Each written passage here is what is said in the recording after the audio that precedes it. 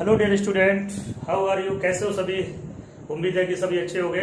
What are ever you feel you connected with us. आज की class जैसे बता रहा हूँ कि मैं 10th क्लास की जो केमिस्ट्री क्लास है, chapter number 2 acid basis and salts. Acid basis and salts ये क्लास है जिसमें कि आपको सबसे पहले मैं एसिड के बारे में बताऊंगा कि एसिड क्या है।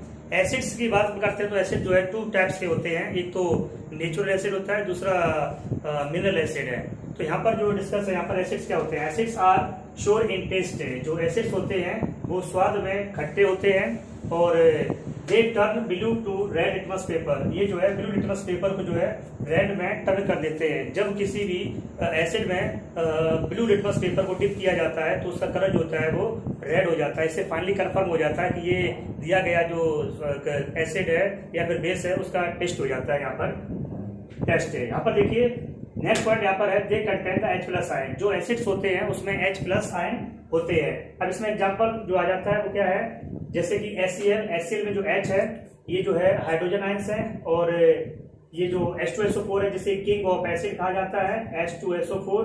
देन यहाँ पर HNO3 नाइट्रिक एसिड जिसे कहेंगे, जिसमें कि H+ आयन है। और ये जो है हाइड्रोजन आयन जिसमें रहते हैं वो एसिड की पहचान है। हालांकि हाइड्रोजन आयंस जो होते हैं वो ग्लूकोज में भी होते हैं, C6H12O6 में, एथेनॉल में भी होते हैं, C2H5OH में होते हैं।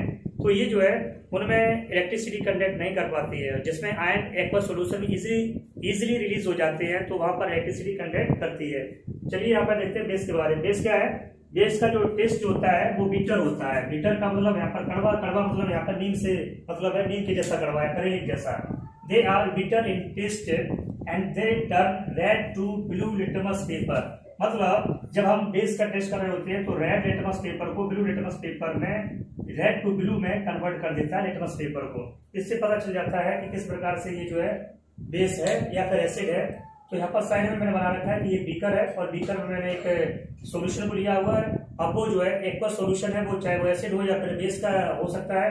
तो मैंने यहाँ पर क्या किया, एक ब्लू लिटमस को मैंने डाला यहाँ पर, तो रेड हो जाता है। तो और ब्लू को रेड टर्न करने का काम जो है वो एसिड का होता है। तो फाइनली रिकॉग्नाइज हो गया, यहाँ पर दिया गया एक सैंपल जो है वो एसिड है। एंड देन जो सी बीकर यहाँ पर है उसमें मैंने ब्लू लिटमस को डाला यहाँ पर, तो वो रेड कर देता है। ब्लू लिटमस पेपर डाला यहाँ पर, ये वाला सैंपल लेकर इसमें लेकर का है, तो यहाँ पर रेड हो गया था। इस रेड को यहाँ पर हमने डाला तो ब्लू हो गया। तो ये स्पेशल जो फंक्शन होता है वो बेस का होता है, जो रेड लिटमस को ब्लू में कन्वर्ट कर देता है। देन यहाँ पर देखेंगे जब एसिड और बेस रिएक्ट होते हैं तो क्या बनता है। एसिड और बेस जब रिएक्ट होती है तो सॉल्ट एंड वाटर बनता है।